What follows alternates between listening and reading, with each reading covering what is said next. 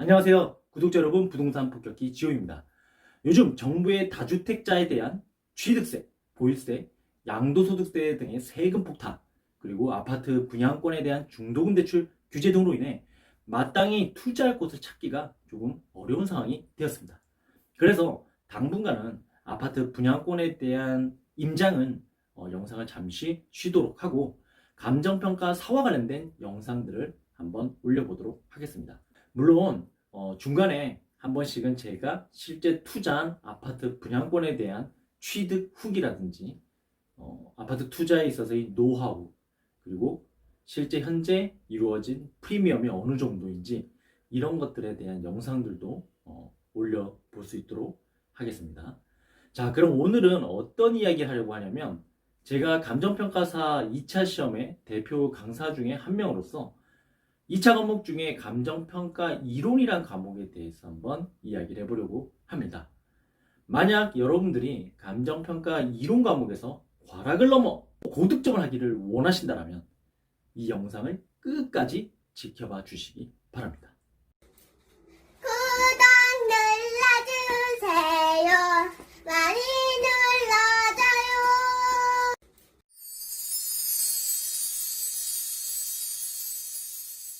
감정평가 및 감정평가 사에 관한 법률 제2조에 의하면 감정평가란 토지 등의 경제적 가치를 판정해서 그 결과를 가액으로 표시한 것을 말합니다.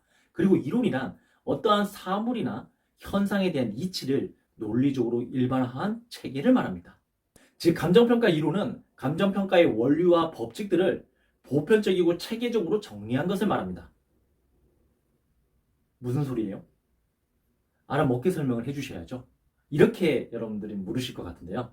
자, 쉽게 말씀을 드리자면 감정평가사가 이 대상 물건, 이 부동산의 가치가 얼마야 라고 판정을 하는 과정에서 필요한 부동산에 대한 전반적인 기초 지식들을 여러분들이 잘 갖추고 있는지 이에 대해서 묻고자 하는 게 바로 감정평가 이론 시험이다 라고 생각하시면 될 것 같습니다. 앞서 감정평가 이론은 부동산에 대한 전반적인 기초 지식들을 여러분들에게 묻고자 하는 시험이라고 말씀을 드렸었고, 그러면 여기서 기초 지식들이라는 게 무엇인지에 대해서 간략하게 말씀을 드리겠습니다. 기초 지식에는 무엇이냐면, 먼저 감정평가의 대상이 되는 그 물건, 대표적으로 토지 및 건물이라고 하여 부동산이라고 우리가 보통 얘기를 하죠. 그리고 이러한 부동산에 대한 감정평가할 때 기준이 되어주는 시장 가치라든지 여러 가지 가치들, 그리고 부동산이라는 재화가 거래되는 부동산 시장과 그리고 이러한 시장에 대한 구체적인 분석 기법들, 감정평가의 절차, 그리고 감정평가의 구체적인 적용 방식, 즉 3방식, 이런 것들이 감정평가에 있어서 기초적인 지식들이라고 생각하시면 될 것 같습니다. 그리고 감정평가 이론에 대한 기초적인 지식들은 크게 두 가지로 나누어서 살펴볼 수 있습니다. 하나는 부동산, 부동산의 가치, 부동산 시장, 부동산에 대한 시장 분석, 지대 지가이론 등을 다루는 총론 분야입니다. 그리고 다른 하나는 부동산에 대한 구체적인 감정평가의 과정, 감정평가 3방식, 물건별, 목적별 감정평가, 부동산 정책, 금융, 투자, 마케팅 등을 다루는 강론 분야입니다. 이외에도 최근에 부동산 시장의 환경 변화 등으로 인해 나타나는 다양한 현상들, 예를 들어 출생률 저하라든지 핵가족화라든지 기후변화, 이런 것들뿐만 아니라 정부의 다양한 정책들로서 분양가 상한제, 선분양, 후분양, 그리고 감정평가업계 내부적인 어떤 업계의 이슈들, 이런 것들까지 시험에 출제되고 있습니다. 그러다 보니까 이 감정평가 이론을 준비하는 수험생 입장에서는 범위 자체의 불명확함으로 인하여 굉장히 어려움을 많이 느끼는 거고요. 무엇이 출제될지 모르니 굉장히 부담감을 항상 느끼게 되는 과목이 바로 감정평가 이론이라고 할 수 있습니다. 그리고 최근에 출제되는 경향을 좀 살펴보면 총론 분야가 강론 분야에 비해 상대적으로 높은 비중을 차지하고 있습니다. 특히 강론 같은 경우에 전통적으로 많이 출제가 되었던 부동산에 대한 투자라든지 금융, 개발, 이런 파트들이 1차 과목에 부동산 학원론이라는 과목이 추가됨에 따라 거의 출제가 되지 않고 있다는 점도 눈여겨볼 필요가 있습니다. 시험에서 물어보는 서술의 방식은 두 가지입니다. 하나는 무엇에 대해 설명하시오, 다른 하나는 무엇에 대하여 논하시오입니다.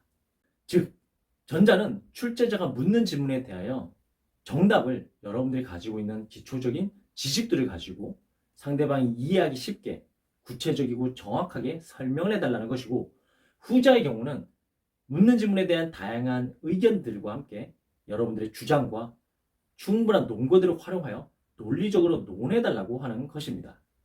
당연히 딱 봐도 여러분들이 생각하시기에 후자의 경우가 전자의 경우보다 훨씬 더 어려운 문제라는 걸 아실 수 있겠죠. 그리고 여기에 조금 더 구체적인 출제 유형들에 대해서 한번 살펴보도록 하겠습니다. 먼저 자주 출제되는 출제 유형들을 살펴보면 A와 B에 대해서 비교해서 설명해라 라든지, A와 B는 어떠한 관계를 가지고 있는지를 논해보라고 한다든지, 아니면 A를 설명을 하되 B를 관련시켜서 설명하라 라는 문제들, 그리고 어떠한 이론이나 방법들에 있어서의 어떤 장점 또는 단점, 그리고 유의해야 될 부분들, 이런 것들에 대해서 논하거나 설명하라고 하는 게 대표적인 시험의 패턴 또는 출제 유형이다 라고 생각하시면 됩니다. 그런데 이런 출제 유형들을 평소에 여러분들이 잘 알고 있어야 되는 게 정말 중요한데요.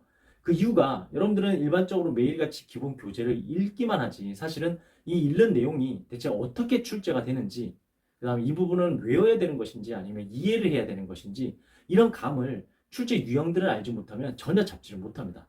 그래서 출제 유형이라는 걸 반드시 머릿속에 염두에 두고 공부를 하셔야 거기에 맞춰서 여러분들이 제대로 된 학습을 할 수 있다는 점을 꼭 유념해 두시기 바랍니다.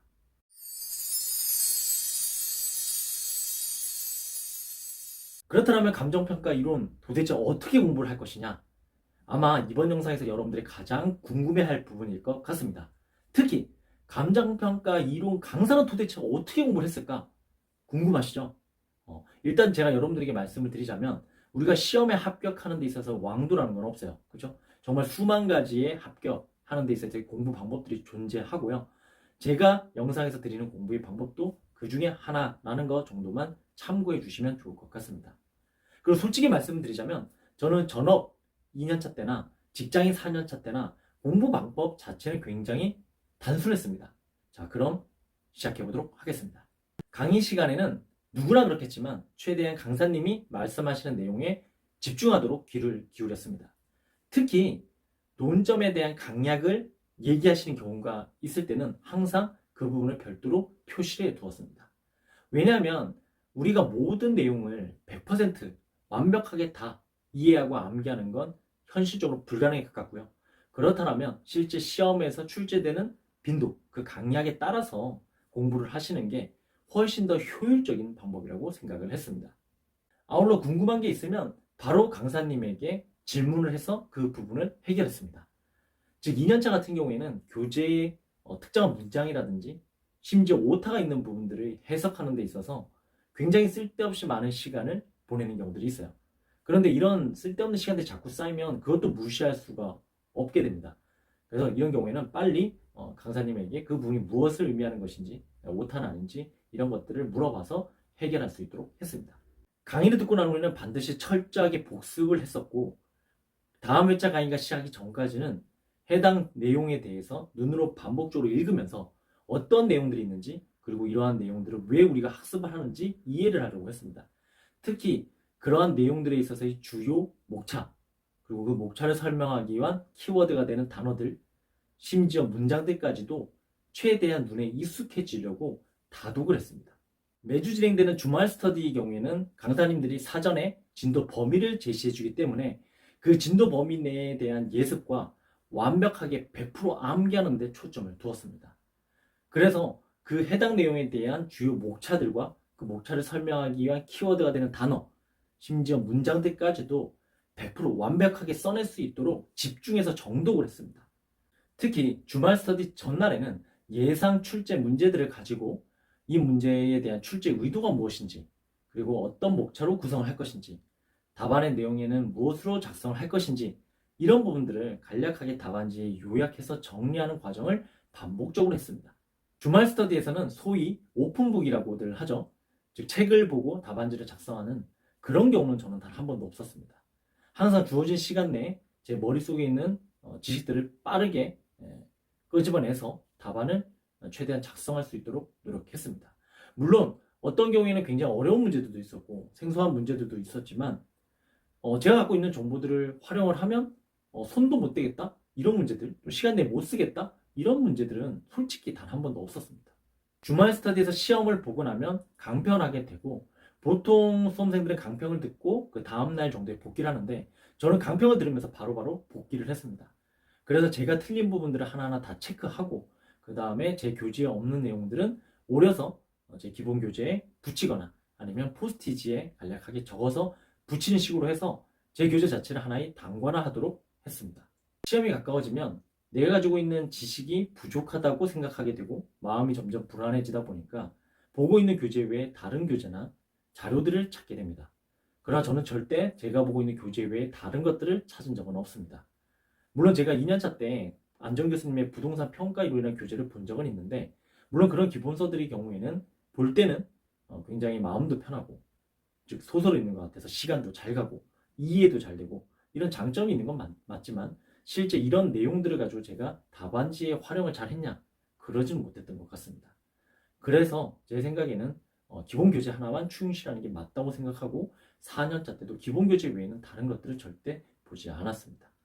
그래서 그 교재만 계속해서 보다 보니까 시험 때 가까워서 제 교재는 거의 걸레가 돼버렸습니다.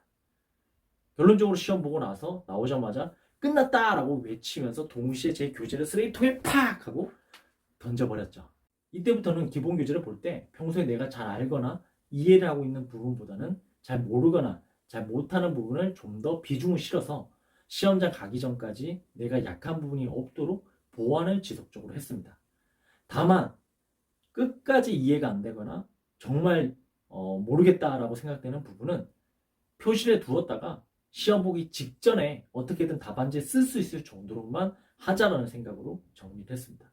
3, 4기 스터디 자료들은 일반적으로 기본 교재에 있는 내용을 벗어난 문제들이 많이 출제되고 예상 출제 문제라는 점에서 별도로 따로 모아서 반복적으로 정리를 했습니다.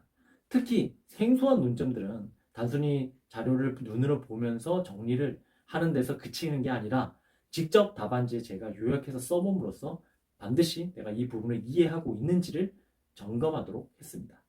자, 오늘은 감정평가 이론 과목이 무엇인지, 도대체 어떤 문제들이 출제되는지, 어떻게 공부하면 되는지 그런 방법들에 대해서 한번 이야기해 봤습니다. 여러분들이 이 영상을 보시고 강사는 이렇게 공부를 했구나 참고로 하셔서 여러분들 공부하는 데 있어서 활용을 하시면 좋지 않을까 생각이 되고요. 다음 영상 때는 추가적으로 여러분들 좀 궁금한 사항들이 있는 부분을 좀 모아서 한번 또 영상을 올려보도록 하겠습니다. 오늘은 여기까지입니다. 감사합니다. 안녕히 계세요.